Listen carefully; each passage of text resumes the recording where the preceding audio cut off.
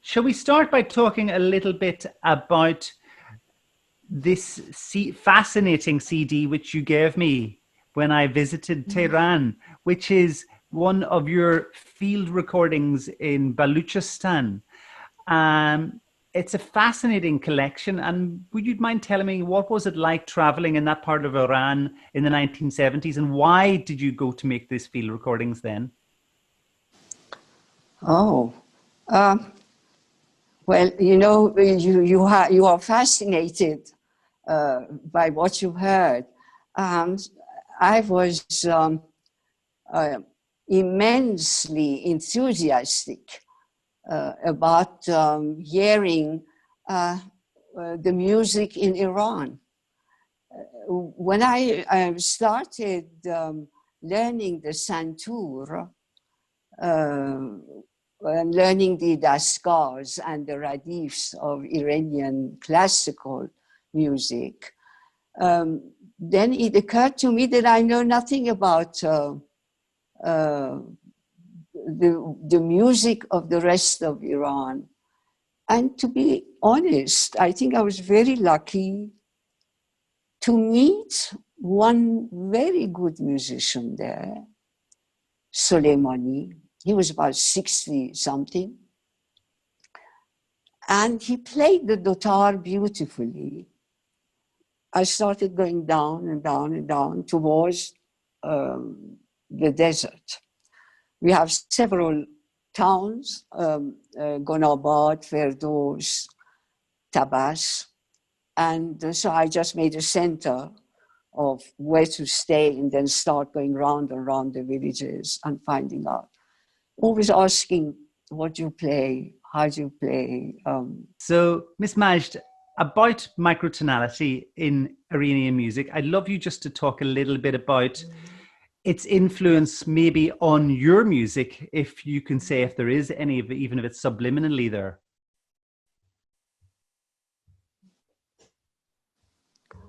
Well, yes. When I started learning the radifs and the dasgahs, it was then that I got interested in the relationship of the three-quarter tone and the half tone. Then that would give me that extra quarter tone between the half tone and the three-quarter tone. So for my other works, I started getting, just asking the players to play that interval between the two semitones. And it works very well. But yeah, Shapuk. Uh-huh. So then leading on from that into In Absentia, the duo that you're going to hear in a moment that we're playing for you, is this second movement. It feels almost angst-ridden, the music. You write the word relentless at the top of the score. And I was wondering if you might be able to share briefly with us any influences of where this music might have come from. It's incredibly visceral, almost tormented sound world for just two instruments.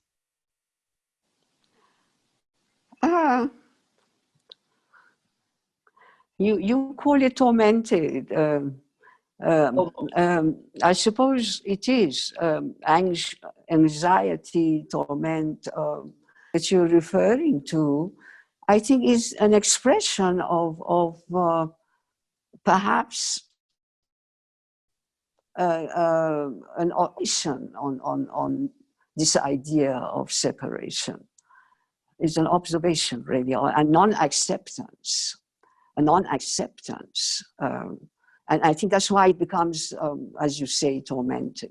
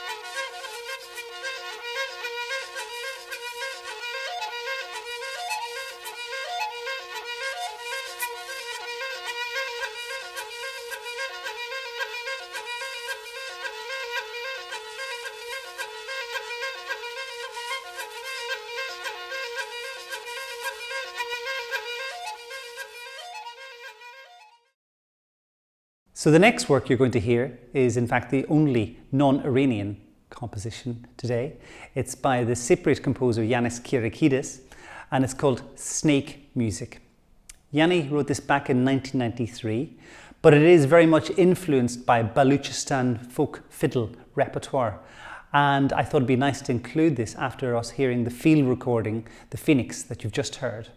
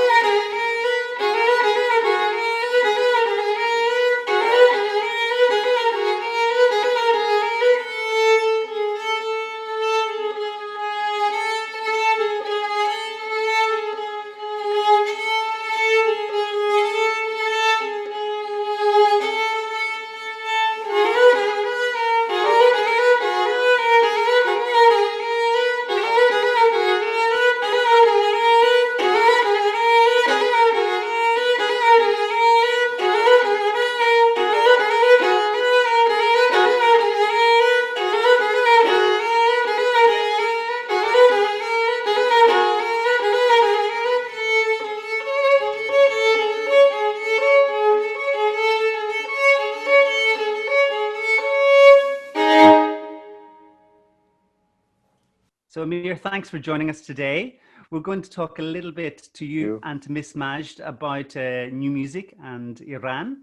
I thought we'd start maybe by you explaining or describing a little bit about the contemporary music environment, the current scene in Tehran in Iran for us, please. There are privately festival which runs yearly. There is one contemporary festival which is happening since FICO, and that has been quite a good scene for new music, and they have been inviting musicians from Europe especially, and then having performed European modern music from contemporary scene now in Europe, and also involving young Iranian composers, which is very important to have in a festival as such. I guess it is extremely difficult to have a new music festival everywhere in the world, really, and maybe especially in these that it takes a lot of capability, especially from the players, and they need to be there first. You know, the technical, the virtuosic players like yourself, as you have been to Iran and giving concerts, in order to be able to play the music, because the music we write is not the music for the classical trained musician. It takes some bit of extras. So just if you wouldn't mind telling me a little bit more about, there seems to be, in my experience of visiting Iran and Tehran in particular, lots of young composers around. Would that be a fair deduction of the environment at the minute? Well, I think that's a very fair deduction, as you say. Now we have Tehran University, then we have University of Art, which both has composition faculties, and they are training. And I was part of the Tehran University, and we had lots of pieces written by these composers, and you know, some pieces very creative. Some very new ideas, especially you know, incorporated with Iranian traditional music, rural music of Iran. In this film, we have a couple of really fascinating videos of the mountains and the wind in the desert. And I wonder, with such kind of vibrant and extreme landscapes, does this in any way, even at a subliminal level, influence your own music? Well, you know, I was brought up in Denmark, and so I was brought up on the windy side, on the shore side. Everywhere I lived, it was by water side. It's like being in Ireland. You couldn't drive far before you got there. You came into the shores. But so coming back to Iran was much of a shockwave, really, for me. And I had to take the hurdle of a huge city of 12 million, you know, everybody bumping to each other, and massive traffic. So I had to find my inspiration somewhere else. And looking up north from Tehran, from south, and then looking up north, I looked at the mountain, and I realized that this is the best place I can find the new, you know, aspirations for my music. So I went up the mountains a lot, and I realized that I have the mountains as my climax in the music. So I focused much of the mountain that to reach, and also in the same in music. Then the other side, the opposite side of the mountain in Tehran, you can bump into a desert, totally different from each other. I mean, there's a ski resort only 50 kilometers outside of Tehran, and on the other side, you know, within 50 or 60 miles, then you would get into a desert. You know, a total rural desert, really. So combining those two for myself, I find it myself writing unresoluted music. You know, music with no resolution, that I open up a frame and I'm taking the listener into that frame, and there we have a timeless music, and you know, we have a timeless environment, you know, which the listener and going. There is no end to that. I don't want to finish the music as such, and I'm never finishing the music really. When I write a piece of music, it's just an image, it's just a frame that I want everybody to invite in, and then keep going, and the frame finishes. Well, it finishes simply because of the end of the concert. One last question about the piece that we're going to hear by you in a moment, Pendar, the solo violin Pendar.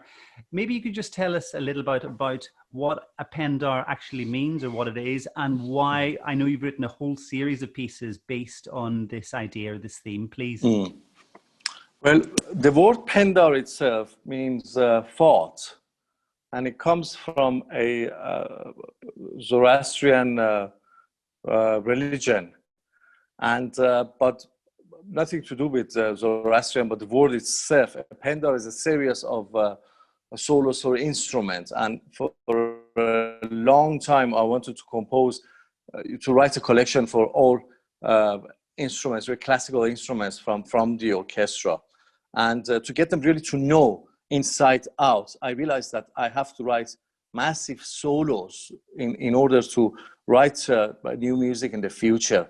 So which you wouldn't hear in a traditional orchestration at all, not even in a new orchestration. But solos brings up and opens up lots of capabilities of the instrument on itself, and then it has to stand on its own.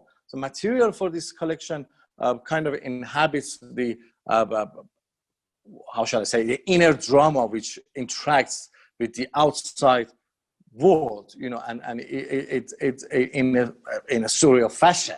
Well, now we're going to hear Pendar, which I recorded at Royal Holloway University a couple of months ago in the Picture Gallery in this special performance. The next work is by Amir Tefreshapur, our friend, who lives in Tehran and also spent a lot of his youth growing up in Denmark. The piece is called Pendar. That's the Persian word for thought or imagination. And Amir has written a series of Pendars, which he thinks of as thoughts. We've worked with Amir a lot over the years. I've conducted his opera, The Doll Behind the Curtain, at King's Place. And with my wife, Mary DeLay, pianist, we have invited Amir to our festival and chamber music in Valencia, and also recorded his music for Naxos and with the Crash Ensemble in Dublin.